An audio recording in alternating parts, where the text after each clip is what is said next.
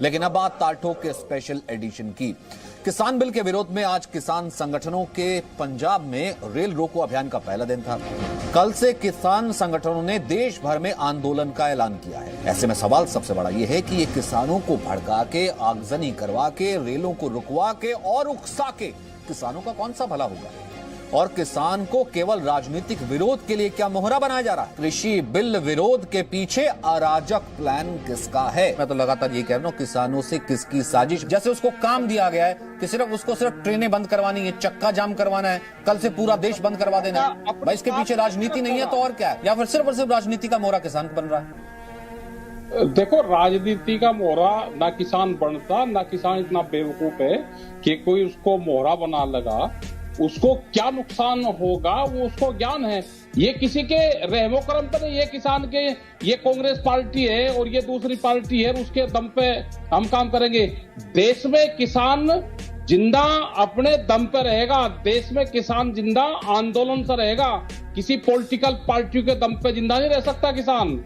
भाई लड़ने के लिए आप उसको कह रहे हैं कि वो सड़क पर लड़ने के लिए आया, उसका हथियार उसको आपने दे दिया, कह रहे हैं कि यहां पर बैठ करके लड़ाई, लेकिन वो क्यों लड़े? मंडियों में टैक्स लगेगा। आज भी मंडी के अंदर टैक्स लगता है जी। मंडी के बाहर टैक्स फ्री फसलों की खरीद होगी। वही व्यापारी जो मंडी में बैठा हुआ है वही बाहर खरीद करेगा। क्या बिचौलवा खत्म हो जाएगा? बिचौलवा तो रहेगा, लेकिन टैक्स फ्री खरीद करेगा तो मंडियों में कौन लेकर जाएगा? तो मंडी जो इतना बड़ा सेक्टर है हमारा, ये तो पूरा हमारा खत्म तो हो जाएगा। ये किसने कह दिया टैक्स फ्री? अगर डायरेक्ट खरीद का मतलब कोई टैक्स फ्री खरीद थोड़ा ना होगा टिकैत साहब। सचिन जी, हाँ जी, टैक्स फ्री है। आप पढ़ लो उसका, आप पढ़ लो उसको। भाई मंडी के बाहर टैक्स फ्री होगा। अब किसान को ये लगता है कि भाई अगर ये मंडी बंद होगी मैं कणक लेके कहाँ जाऊंगा?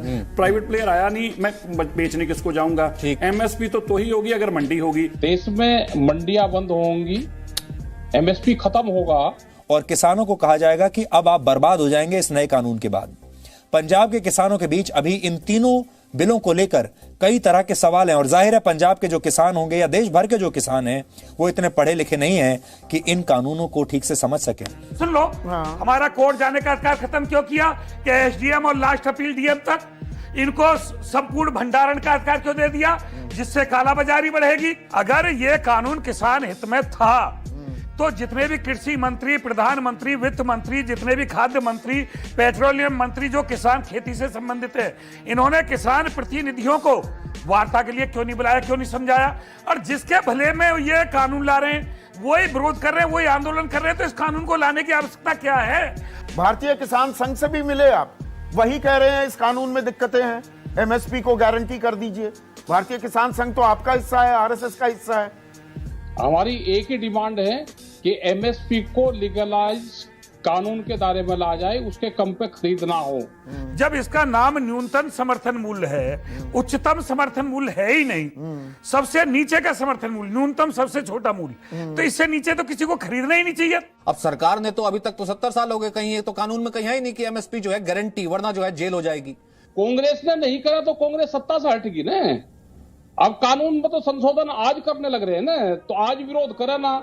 और जो पार्टियां रन फैला रही है कि एमएसपी को कानून में डालना चाहिए, 50 साल क्यों नहीं डाला कानून में? एमएसपी कानून का हिस्सा नहीं है कि जी पहले वालों ने नहीं किया, हमने भी नहीं किया, तो इसके मायने क्या हैं? आप कह रहे हैं कि एमएसपी था, है और रहेगा। कैसे रहेगा? कानून का हिस्सा आप बना देते। कांग्रेस ने तो बहुत कुछ बुरा किया इस देश का, गर्त में ले गई कांग्रेस। आप ये देश को बताते हैं तो आप उबारिए ना, किसान के लिए एमएसपी को कानून में लाइए ना। यदि एमएसपी को कोई कानून का भाग होना था तो 50 साल से क्यों नहीं हुआ? प्रधानमंत्री मोदी जब मुख्यमंत्री थे वो कहते हैं ऐसा कानून बनाइए कि कारोबारी अगर व्यापारी किसान से खरीद रहा है एमएसपी से नीचे ना खरीदे, तो आज क्यों नहीं ला सकते कानून 9 साल बाद? आप अगर ये सिर्फ एमएसपी की गारंटी चाहते हैं तो कह देते सरकार से कि एक ही पॉइंट है, आज तक आजाद भारत में कौन सा एमएसपी चला गया सर, जो अब आप कह रहे हो कि एमएसपी चला जाएगा? एमएसपी में खरीदी वैसे भी पूरे भारत में 6% ही होती है, 6% खरीदी एमएसपी पर होती है, बाकी तो बाजार के हवाले है। सरकार के आंकड़े हैं 2009 से 2013 के बीच किसानों के लिए जो न्यूनतम समर्थन मूल्य है उसमें सालाना वृद्धि 19.3% की हुई और 2014 से 17 के बीच में सालाना वृद्धि 3.6% हुई है। जहां 2011 में यह कहा जा रहा था महंगाई दर से इसको जोड़कर बढ़ाया जाए, ऐसा कुछ नहीं हो रहा है। जो वृद्धि हुई है वो 3.6% 2014 से 2017 के बीच। बात जारी रखी। इसमें सबसे बड़ा दोषी सरकार नहीं है, न राजनीतिक पार्टी है, सबसे बड़ा दोषी है किसान। वो कैसे? वो इस तरह कि किसान ने कभी अपने आदमी को वोट ही नहीं दी। हर मशीन में हमारा कैंडिडेट खड़ा है और वो हर बूथ पे है, वो चुनाव लड़ता है, उसको किसान वोट नहीं देता। आप पूछोगे वो कैंडिडेट कौन सा है जो किसान का भला करेगा? वो कैंडिडेट है नोटा। बहुत ही अहम बात कही है, कड़वी बात कही, देसी अंदाज में कही, सही बात कही ना।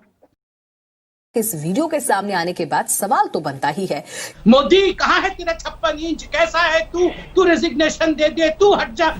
ठीक है। और इतना भी कहने के लिए ये लोग हमें चिढ़ाते हैं। ये मीडिया देश का बहुत बड़ा अन्याय कर रहा है। ये मीडिया का भी दायित्व है कि इस देश को जागरूक करना चाहिए।